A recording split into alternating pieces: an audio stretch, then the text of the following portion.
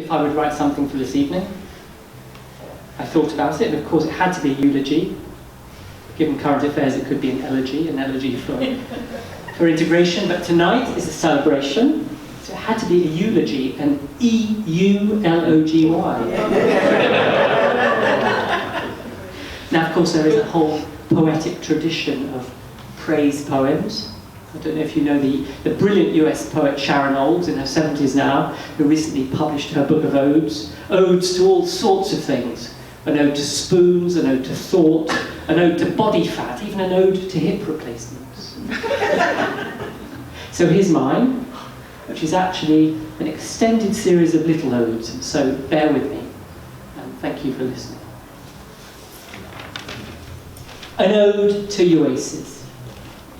In praise of UACES, of its professors and readers, its PhD researchers and junior lecturers, for providing all of us with a safe habitat, our eclectic, collective, academic species. A toast to UACES, to the people who ran it and who run it so seamlessly behind the scenes, to their etiquette, professionalism, friendly faces. Let's hear it for UACES, for its awards and prizes, outstanding monographs and edited volumes, for the groundbreaking articles, the succession of innovative doctoral theses.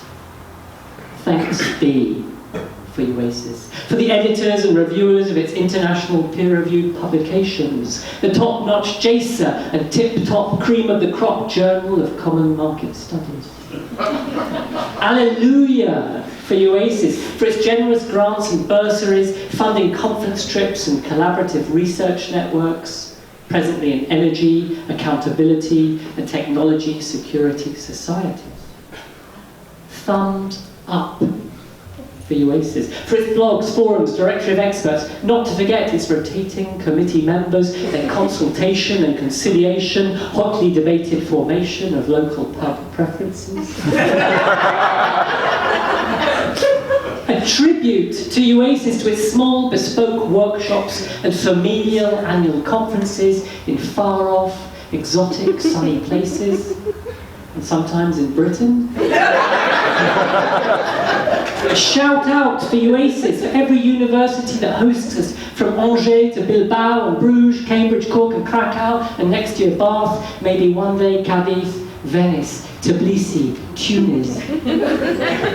Applause for UACES and all that's contemporary, constant and conflictual, the crisis, empty chairs, incremental changes, and for coping with shocks. Like the outcome of referendums with party-first politics and unintended consequences. Hats off to UACES. That's European headwear of every fashion, balaclavas, bowlers, bonnets and berets, worn by MEPs and commissioners we're keen to interview, but what's their fashion exactly when they're double-hatted? Glory be for UACES, for our studies of burgeoning policy areas, baroque institutions and winding path dependencies, sweet cassis liquor and Van Gendenlos, the precedents and rulings, winners and losers, the baffling labyrinthine legal cases.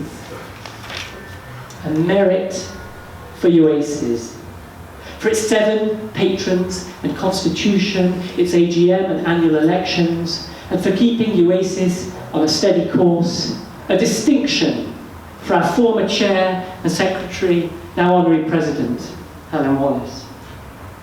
Hooray for UACES, it makes academia pay. Because beyond the classroom and marking the elusive grants, teaching buyouts and dreams of sabbaticals, we all know from commitment experience, this sure ain't showbiz. Here's to UACES, as a space for gathering and debating and for cultivating committed Europeanists, and to Europe, come what Theresa May, to the ardent defenders of interdisciplinarity, to those friends no longer with us, yesterday's brave pioneers of European studies. 3 cheers for UACES, and for its current chair, her commitment to the role. How between Loughborough and London, with flair and panache and a little je ne sais quoi, she miraculously covers all the bases.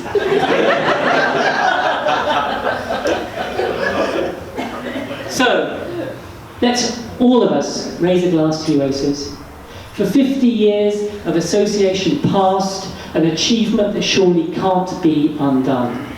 And because UACES means UACES, for the 50 years of continued association to come. To UACES.